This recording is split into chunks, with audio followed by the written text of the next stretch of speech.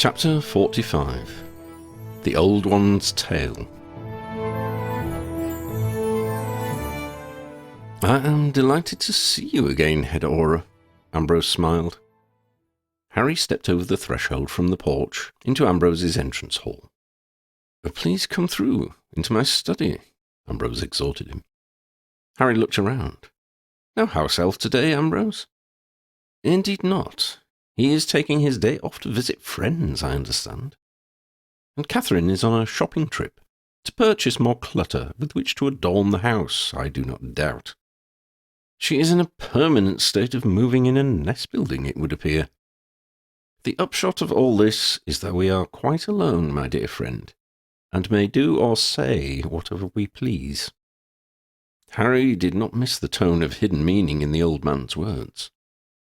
He smiled at his host and followed him into the ground-floor study. The room was dimly lit and warmed by an open fire in a hearth with an impressive stone surround and mantel. The curtains were partly closed, and only the trunks of the trees outside were visible. The room felt cosy, but as his eyes grew accustomed to the gloom, Harry realized that it was larger than he had expected. A few armchairs were arrayed around a low table in front of the fire. Beyond this were tables and benches around the room. Some, Harry could see, were covered with old scientific instruments, barometers, microscopes, and the like. It reminded Harry of somewhere he'd known years before, though he couldn't place it at that moment.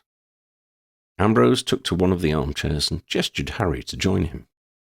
I have a large flask of mulled wine, Ambrose beamed, which is far beyond my capacity to imbibe. I wonder if you'd help me out by joining me in a glass or two. Thank you, Harry nodded, as he lowered himself into the soft embrace of the armchair. Ambrose rose and went to a side cupboard, returning with 2 glasses and a large insulated flask. Just the thing for this weather, I feel, the old man smiled, setting the items down on the table and retaking his seat. Ambrose poured the wine, and Harry took his, expressing his gratitude. Your good health, Harry, his host smiled, raising his glass. Now, how may I help you? Harry took a sip of his wine. He pursed his lips and took a deep breath before asking, Have you heard from Lydia this term? I have indeed, Harry. More than once, in fact. So I rather doubt that you have come to ask me that. To what do I really owe this pleasure? Harry took another deep breath and looked past Ambrose towards the windows. A shaft of rare sunlight, shattered by the bare branches on the wintry trees beyond, slid in through the parted curtains. It glinted on one of the polished scientific instruments. In that moment, Harry recalled the room of which the study reminded him. The implications made his head swim. Ambrose was regarding him with his head lowered and his eyes looking up through his eyebrows. Those eyes seemed to see inside Harry's head. Are you, Harry began, his whispered voice faltering. Are you, well, Dumbledore? Ambrose leaned back in his chair, his face warmed by a smile. He took another sip of his mulled wine before replacing the glass on its coaster and looking towards Harry. No, Harry. Albus is dead, I'm afraid. He told you that himself. Yes, he did, but Harry began, then checked himself. I've never told anyone that. Not even Ginny. No, Harry, you have not. Ambrose smiled, brushing a speck of dust from his waistcoat. Albus told me that he had informed you. At King's Cross, apparently. Harry sat still as stone for a few moments. He reached for his glass and took a long draught of the soothing warm drink. The trembling which had threatened to seize his hand faded away. Who are you? He croaked. Ambrose looked to the ceiling for a few moments, then looked Harry in the eye once more. I will tell you, if you will tell me what it was that prompted your visit today. Harry wanted to press for an answer to his question, but found himself blurting out, There are 2 things, or possibly they're the same thing. Draco's detected a huge current of old magic. Also, my auras have found evidence of a surge in Death Eater activity, There are meetings, people are being pressured, others are being recruited. Draco and I, well, we thought we would like your perspective on what's happening. I'm not sure why, but the reason why you wanted to include me, Harry, is very simple, Ambrose explained. It is because I needed to know, as soon as it became so obvious that even you noticed. I'm sorry, that sounded disparaging. I merely meant that Lydia and I have been aware of this upsurging for some time. It has taken you longer because you lack our connection with the old magic. If the high magic community is beginning to notice, then we can be certain that it is almost time to act. Thank you for letting me know, Head Aura. I suppose in return it is only fair that I answer at least some of your questions. If I give you an answer, it will be truthful. If I cannot, I will endeavour to explain why not. Questions were rising in Harry's mind like a swarm of bubbles in a glass of beer.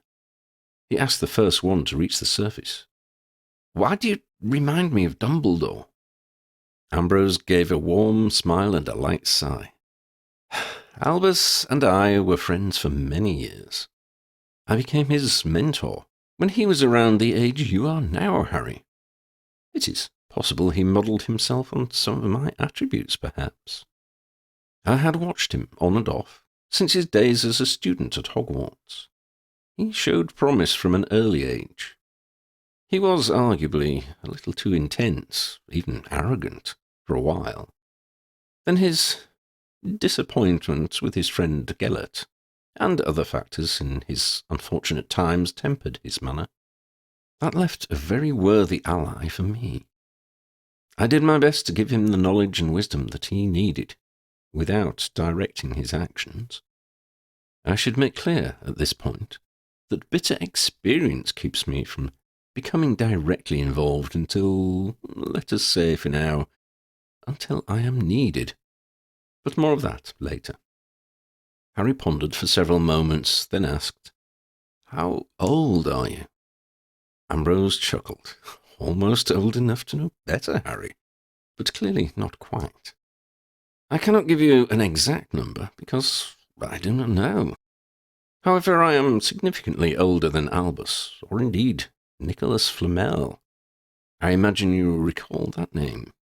Another of my young protégés. Harry's mind reeled. Flamel, the alchemist who had produced the only known Philosopher's Stone, had been born the better part of 7 centuries ago. He slowly shook his head, partly in numb disbelief, partly in a vain attempt to dismiss the implications of what he was hearing. The best answer I can give you, my dear friend, Ambrose continued, is to tell you of my origins, and some of the many hideous mistakes I have made along the way. Feel free to interrupt with any further questions you may have. The story has become tedious for me, having told it a number of times. I was born in Central Europe, in an area known as the Carpathian Basin. It is in what is now known as Hungary. My extended family, or clan you might call them, were nomadic herders, hunters, and gatherers. We would move between the plains and the foothills of the Carpathian Mountains as the seasons turned. My father was the shaman of the clan. We have spoken of these before. They were wise men and doctors with a degree of skill in the old magic. Unusually among the tribe groups of this time, his father and his grandfather had been shamans before him. Even more unusually, they were both still alive. My great-grandfather had invented a ritual to extend the span of his life. My grandfather and father had both improved on it. Is that how you became so long-lived? Harry felt bound to ask. Ambrose frowned and shook his head a little. No, but it allowed me to live long enough to make some truly world-beating mistakes. Mistakes? Harry prompted. To shorten the story a great deal, Harry, Ambrose began in a hoarse tone, I made the high magic, your wand magic, and at the same time accidentally made myself immortal. Harry felt he should be more shocked than he was. Some part of him, however, must have been expecting to hear this. "Wait," he said. "Have we had this conversation before?" Ambrose grimaced. "I'm dreadfully sorry, my dear fellow. This is the 4th time we have begun this conversation. However, it is now time that you should hear everything, and be allowed to remember it." Harry shrugged. "I had no idea until now. You are good at memory charms." Ambrose grinned. "I have had the opportunity to practice over the years." "I'm sorry, Ambrose, I interrupted. You were telling me about your accidental immortality?" Ambrose hung his head. "Indeed so. It is possible that, as a punishment for the arrogance of wanting to live as long as I chose, I was made immortal and invulnerable. I was forced to live rather longer than I chose. I have tried to remedy the situation on a number of occasions, all to no avail." "How old, roughly?" Harry asked in a hushed voice. "I was not taking a tally of the years after the first 100 or so. Then it was several centuries, millennia even, before I was witness to any historical events which have since been dated. My best guess," he announced lightly, "is that I am approaching 9,000 years old." Harry peered into the depths of the old man's eyes. They were kindly and intelligent, with a gleam of humour, but also tempered with pain, and they were filling with tears. "I lost my parents, my godfather, several friends," Harry murmured. "You have lost everyone," Ambrose nodded. "If one were to round up the numbers ever so slightly."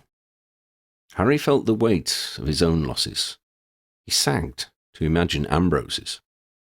"I prefer these days," Ambrose continued, raising his chin, "to concentrate on the friends I have now, and those I have still to meet. It is a small self-deception from which we can all learn to benefit in time." "Do you," Harry weighed his words, "have children?" Ambrose gave a wry smile. "I have had a few, a long time ago. They lived relatively normal lives. It is too painful an experience for me to wish to repeat, as I am sure you can imagine." Harry nodded. As a father, he could understand the pain of such loss. "On a brighter note, Harry," Ambrose resumed, "I can satisfy myself that most people I ever meet these days are either descended from or otherwise related to me. Obviously, there are several members of our species from whom I would prefer to distance myself if I could. The reality I must accept is that I have never been wholly good, nor anything approaching infallible. My disastrous mistakes have been my own folly and mine alone." Ambrose was hanging his head again, the tip of his beard resting on his waistcoat. "Mistakes," Harry pressed on. "You mentioned inventing the high magic. Was that really such a terrible mistake?" "There were many more, Harry, rest assured. But the high magic was the star of the show, so to speak. Giving such magic to my fellow shamans, simply because I was lonely and wanted them to admire my achievements, was utter foolishness. Creating the magical field which ensures people are occasionally born with the magic powers. That was monumentally stupid in hindsight. Taking on an apprentice with a penchant for volcanoes and earthquakes? Utter madness. Burning the great library? Well. But, looking back, the high magic was a doozy. Far worse than my immortality, as it affected everyone. Harry felt a hot surge of indignation in his stomach. I admit the wizarding community hasn't always done the right thing. They haven't been a complete disaster, surely. Ambrose looked at him and blinked, as if surprised to see he was still there. I do beg your pardon, Ambrose smiled, returning to himself. I have not explained myself at all well. Harry, I am frequently proud of the majority of my magical children. No, what I meant to convey, I should have said more clearly, is the tremendous cost of that little trick. I had believed I was harnessing the power of nature, our world. I was making the convenience food version of the old magic. I was mistaken. It transpires that there is another nature, another world, which lies in parallel to ours. The two are separated by a membrane, if it helps to think of it that way. In creating the high magic, I punctured that membrane and stole the power of nature from that other world. Is that the other world we've talked about before? Harry asked. Indeed so, Harry, Ambrose confirmed. The other world, mentioned in many folk traditions and religions around the world. It is also referred to as the altar world, which is a term I tend to use, to avoid confusion with the events and characters of folk stories. It took some time for the peoples of the altar world to determine what had occurred. When they pieced it all together, they were more than a little vexed. I'm still unsure what effects they have suffered, but I can tell you they have been displeased with me ever since. Over the following several centuries, they found ways to come through to our world and began to affect people and events here. My fellow first wizards and I used our magic to foil and repel them. In their turn, they found ways to kill or corrupt my colleagues, hoping to wipe us all out. They discovered that I was immortal and would always be there to thwart their plans. That irked them somewhat, as you can imagine. The understatement made Harry snort with a blend of mirth and disbelief. Even in this serious context, Ambrose was, well, as annoying as ever. Ambrose raised an eyebrow. Well, perhaps more than somewhat irked. By this time, having lost many fellow wizards, I hatched an ill-considered plan. I would give a small proportion of people access to high magic, as a kind of birthright. That way I might always have comrades, on whom I could call to help me repel those trying to break through from the altar world. These comrades of mine began to recognize each other. They formed their own community, of which you are now a prominent member. Harry nodded. So you made me and everyone I know. Not so much made you as made you different.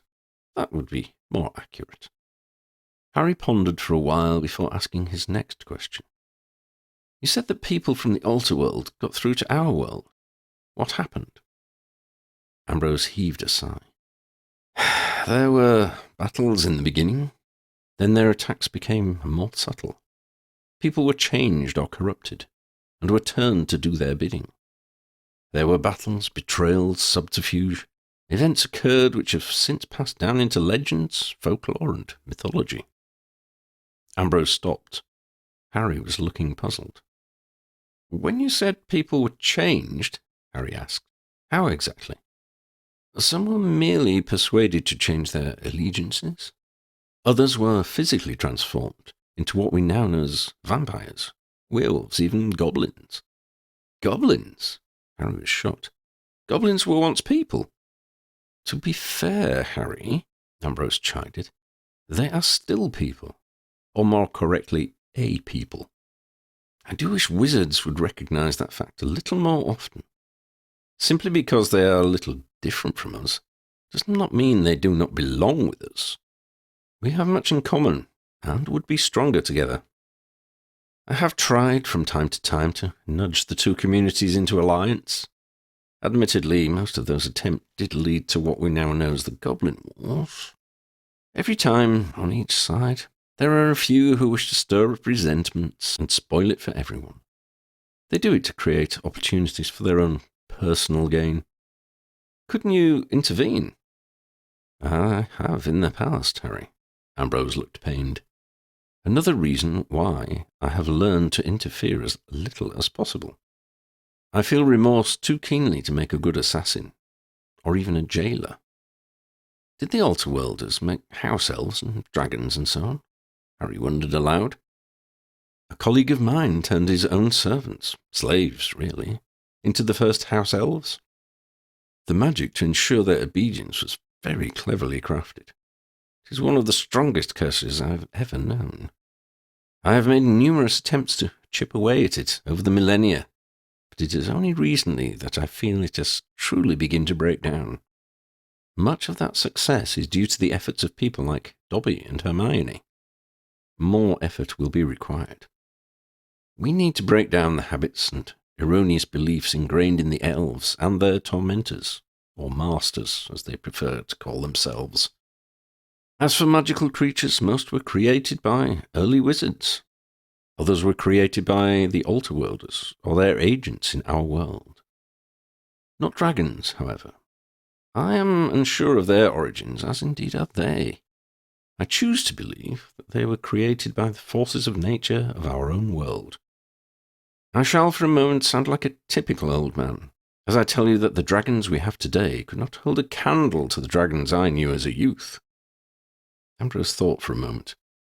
Though holding a candle to a dragon would be a singularly pointless pastime. He mimed holding up a candle and breathing fire on it. Harry chuckled for a second, but a thought struck him, and he froze. Ambrose's face became deadly serious. He regarded the young man through his lowered eyebrows. "My dear boy," he intoned, "I do believe you have made the connection you came here to find." "All of this," Harry breathed. "All the talk of currents in the old magic, of Aloria being given a grimoire, of the weird things happening all over. It's all about the Alterworld, isn't it? About them trying to break through." Ambrose nodded. "It is," he sighed. Again. The end.